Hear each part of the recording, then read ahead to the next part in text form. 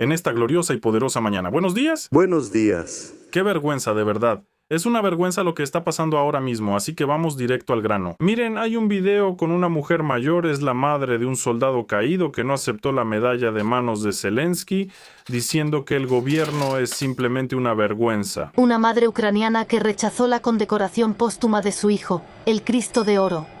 Es decir, es una de las condecoraciones más altas y la mujer la rechazó. Para ella no es un honor, para ella es una vergüenza aceptar una condecoración, una medalla, no sé cómo llamarlo, probablemente una condecoración, de manos de un representante del gobierno ucraniano, como señal de protesta contra el gobierno. No tengo el derecho moral de aceptar este premio de manos de ese gobierno. ¿Se imaginan a lo que hemos llegado si ya una mujer que sin duda está orgullosa de su hijo lo amaba muchísimo, cuando intentan entregarle una condecoración, dice algo así? O sea, ¿hasta qué punto han llevado a la gente estos que están en el poder, de los que todavía vamos a hablar? Ya hablamos de eso. Por las mentiras y la corrupción, nuestros muchachos pagan con sangre y con sus vidas. Muy bien, simplemente la mujer aquí lo dijo claramente, con la vida y con la sangre. Y yo no tengo el derecho moral, no tengo derecho a aceptar este premio. Es tu derecho, por eso yo lo rechacé. Con la vida y con la sangre. Y yo no tengo el derecho moral de aceptar, no tengo derecho a aceptar esto.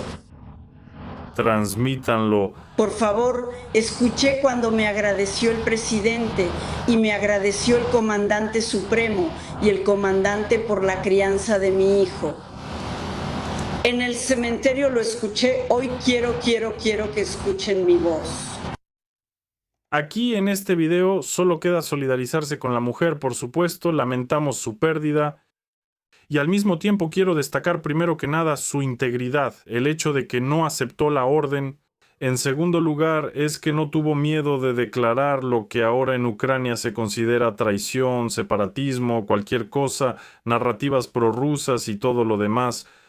Y en tercer lugar, es un gran discurso. Esta mujer habla excelente, habla en ucraniano, en contraste con todos esos altos comandantes supremos. Y además se expresa de manera coherente, especialmente en una situación así, expresa sus pensamientos. Ella no habla como todos esos representantes, ay, aquí está la chica, esto y aquello, algo así y cosas por el estilo. Ella expresa sus pensamientos de manera extremadamente precisa y creo muy clara. Lo siguiente es que, bueno, Zelensky otra vez sí se peleó con Polonia, B. Pequeña digresión. Ahora, además de algunos acuerdos corregidos, ahora Polonia no da lo que se suponía que debía dar. Además, Zelensky se indigna y Polonia dice, disculpe. En resumen, en lugar de entregar a Ucrania los cazas MiG-29 que prometieron entregar, los enviarán a chatarra, es decir, para reciclaje. ¿Por qué? Bueno, aquí se puede decir que así se habló, se discutió, se hizo fuerza y luego se lloró. ¿Quién dirá, queridos ucranianos, porque Zelensky prometió a cambio de esos mismos MiG? Que sí, están obsoletos, pero al final de cuentas siguen siendo armas, tecnología de drones, todo tipo de tecnologías para crear drones, controlarlos, entrenar, así lo entiendo de parte de los polacos. Y luego empezaron a darle largas al asunto, a seguir estirando todo y en general también a retrasar todo lo demás. A Polonia esto le cansó, sobre todo en medio de esta disputa con Ucrania, y los polacos dijeron, disculpen, en vez de los MiG, lo que tendrán será un corte de manga. Y dándose la vuelta, básicamente, también hicieron una especie de demostración así. Al mismo tiempo, Zelensky pasó mucho tiempo en Irlanda, mucho tiempo, tuvo conversaciones muy importantes durante un día. En ningún medio encontré mención de sobre qué acordó realmente Zelensky con Irlanda, ni por qué fue allá durante un bombardeo tan intenso. Por ejemplo, el alcalde de Kiev, Klitschko, sin importar lo que piensen de él, en ese momento estaba en su ciudad natal, y Zelensky en ese momento estaba en Irlanda, y desde allá decía, tengan cuidado, ucranianos, puede haber bombardeos, tengan cuidado, miren al cielo, escóndanse. Ahora llegó de repente, visitó todo lo que pudo y lo que no se podía también, ya lo conté en el video de la mañana. Además, hay un video donde su seguridad alejaba a un periodista. Ahora él ya declara que Rusia recibirá una respuesta justa de Ucrania por el ataque de hoy a Kiev. Y así es cada vez, simplemente. Él bombardea algo, porque si los aviones vuelan, vamos a bombardear. Luego se va al extranjero, la Federación Rusa responde, Zelensky regresa y vuelve a amenazar a la Federación Rusa, insulta a Putin y realiza otras operaciones que en general están a su alcance. Y esto ya lleva pues medio año o incluso más de un año probablemente. Ahora incluso los periodistas ucranianos más patriotas han empezado a escribir ¿Por qué estás en esa Irlanda? ¿Por qué no estás con el pueblo? 52,000 personas pasaron la noche ahí. En la estación del metro, no en sus camas cálidas, no en sus casas de campo. En la estación del metro, algunos casi en las vías. En ese momento, el poderoso líder está negociando, no se sabe sobre qué, no se sabe dónde y lo más importante, no se sabe para qué. ¿De qué sirve todo esto? ¿Qué verán los ucranianos después de que él fue a Irlanda? No verán nada porque ese viaje fue solo por viajar. Ahora Zelensky declaró que Ucrania definitivamente lanzará un ataque de represalia contra Rusia. Luego también declaró lo siguiente: Putin está perdiendo esta guerra, eso es lo que está pasando. Él claramente, Putin entiende que puede intimidar a la gente y simplemente destruir a la población civil con ataques con misiles. Putin le teme al caos, necesita mostrar fuerza, pero no tiene fuerza en el campo de batalla. Hay que entender que pronto podría ocurrir una escalada. Y de nuevo, por un lado dice que Rusia no tiene fuerza, pero por otro lado dice que ocurrirá una escalada. Entonces, ¿de qué manera podría suceder? Sí, según sus propias palabras, Rusia no tiene recursos para continuar la guerra y otras operaciones. Pero aquí simplemente no hay lógica. Por más videos que haya visto con ellos, aquí una cosa simplemente contradice a la otra, salvo raras excepciones. Y este artículo no es una excepción. Estamos a favor de una paz justa, de un final justo para la guerra, y mientras no haya paz, estamos a favor de respuestas justas. La Federación Rusa recibirá una respuesta por el ataque de hoy a Kiev, eso es inútil, y de nuevo después la Federación Rusa atacará Kiev y habrá más víctimas, y otra vez Zelensky amenazará con el puño y dirá: miren esto. Para él, antes muchos, no solo yo, muchos blogueros decían que es sumamente importante la escalada constante y mantener la guerra en su estado actual, porque así puede quedarse en su puesto durante muchos meses más, si no años. Ahora, por ejemplo, intentó llegar a un acuerdo con Zaluzhny, el ex general de las Fuerzas Armadas de Ucrania y comandante en jefe del frente. Que pues no vayas por ahí, mejor ven por acá, que no te conviertas en presidente y nosotros te daremos cualquier puesto que quieras, pero Zaluzhny se negó. Y ahora Zelensky, no es que esté en pánico, pero de todos modos está pensando en cómo mantener todo esto bajo control, y naturalmente con la ayuda de ataques mutuos todo esto bien podría suceder. Y como resultado de los ataques, en general murieron muchas personas, pero de eso ya hablé en el video anterior. Al mismo tiempo, este tema sigue desarrollándose y siendo discutido activamente en los medios sobre que Zelensky anunció un plazo de 40 días para negociar con Putin. Además, antes no se llamaba un plazo de 40 días para negociaciones, no se llamaba algo así como 40 días de algo, no recuerdo exactamente. Era un programa o proyecto de presión sobre Rusia, no se hablaba de negociaciones. Ahora de repente aparecieron en el programa y Zelensky declaró que ahora tenemos una oportunidad que llegó cuando vimos cuántos sistemas de defensa aérea estamos destruyendo. Esto también lo confirmó Yevgeny Karas, en general otro personaje más que graba sus videos cerca de Kiev. Y Zelensky declara, y sus representantes también dicen que ahora vamos a convertir Crimea en una isla, y de inmediato los analistas dicen que eso es imposible, Crimea aún no está aislada. Los involucrados en la operación dicen que falta un mes para eso, si es que siquiera es posible. Aquí ya dicen que es un plan de defensa, no de victoria, y simplemente hay que dificultar el trabajo del grupo en Crimea, y las reservas de combustible alcanzan para una semana. Y tienen problemas, pero por ahora eso no decide el resultado. De nuevo, todo esto contradice los poderosos discursos anteriores tanto del presidente como de todos sus secuaces, quienes decían que en 1 o 2 días todo estaría resuelto. Y eso sin mencionar las parrilladas en algún lugar de Crimea, o el café en Yalta. Me refiero específicamente a las declaraciones recientes de que que ahí ya hay una crisis de combustible, que ya no hay nada, que en Rusia ya todo se acabó, que ahora todos se van a rendir, y Putin al parecer vendrá él mismo a Kiev y también se rendirá. Zelensky sigue contando estas cosas. Él dice lo siguiente, que solo la isla Moscú, y no Crimea, hará que Putin detenga la guerra. Todo lo que él cuenta sobre que conoce Crimea, que lo quieren y que lo necesita, es mentira. Al igual que el este de nuestro país, solo lo conoce por los informes de sus oficiales. Putin necesita venderle a su sociedad una gran victoria para fortalecer el apoyo dentro de Rusia. Él tiene elecciones en septiembre. Necesita una sociedad unida que lo apoye a él y a Rusia unida. Putin necesita mostrar músculo, y de nuevo sobre ese músculo la falta de éxitos y todo lo demás. Supuestamente Zelensky al parecer tiene algunos éxitos enormes.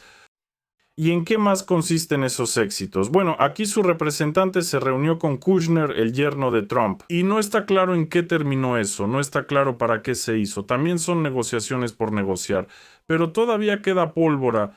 polvorines, vallas en las nalgas y políticos en los nitsias junto con los luchadores y otros compañeros poderosos.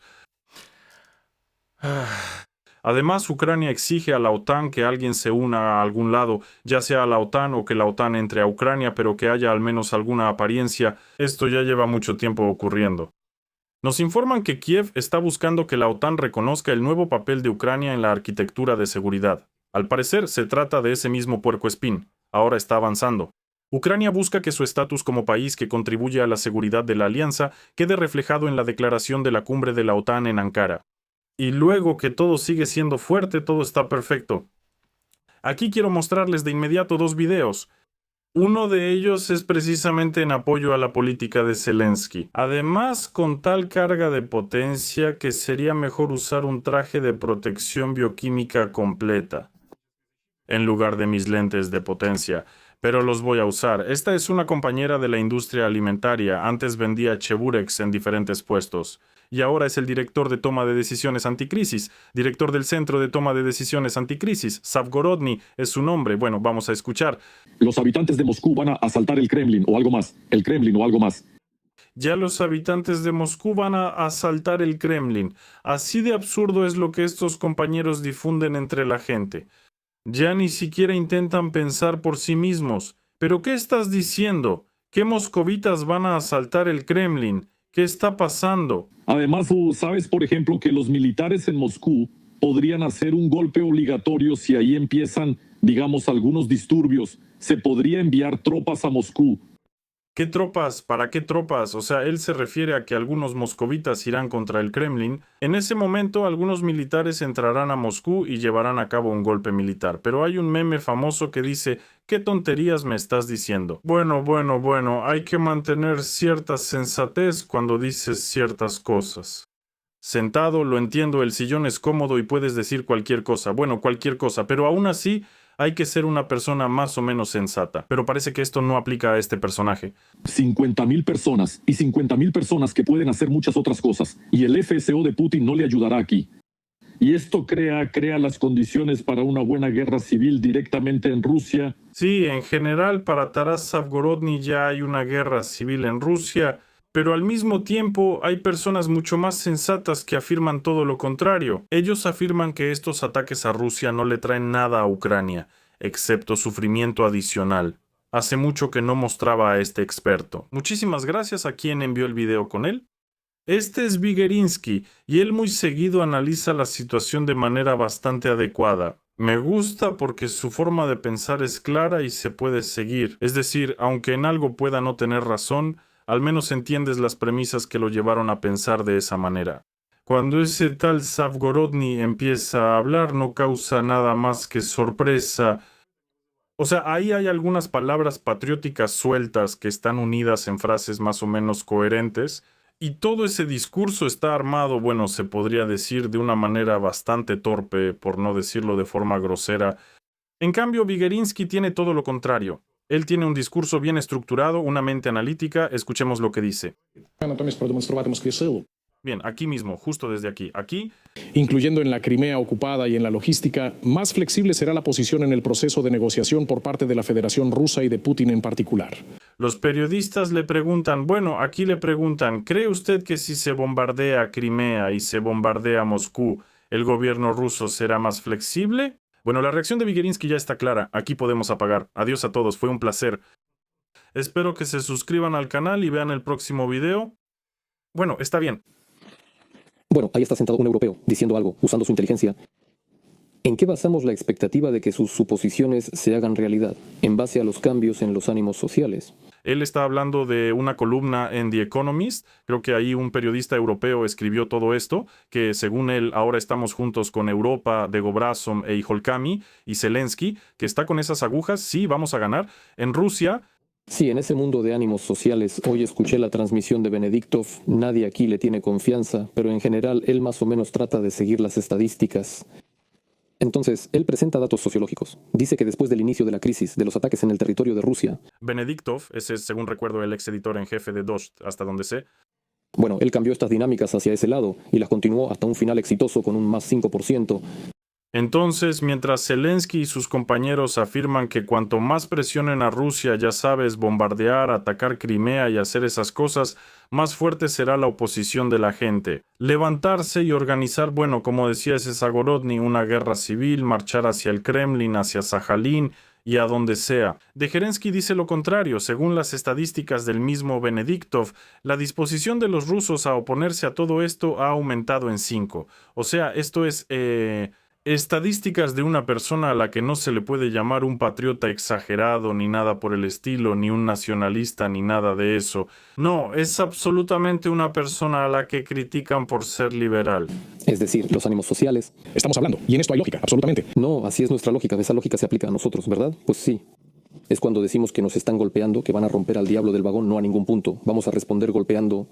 Pero aquí nosotros aplicamos esto a nosotros mismos. Y al enemigo le decimos que no, que ahí lo vamos a doblar. Y él, pues en resumen, se va a rendir. Muy bien y lógico, y de verdad, o sea, aquí solo queda aplaudir, porque es raro ahora ver algún personaje en la televisión ucraniana capaz de expresar pensamientos adecuados. Entiendo que la mayoría tiene miedo, y no solo por su propia vida, sino para no perder su lugar seguro, su fuente de ingresos, digamos, o su puesto de cheburex para que no los cierren. Y por eso dicen incluso cosas que probablemente ni piensan. Si la situación cambia de repente, cambiarán de opinión rápidamente y empezarán a decir otra cosa.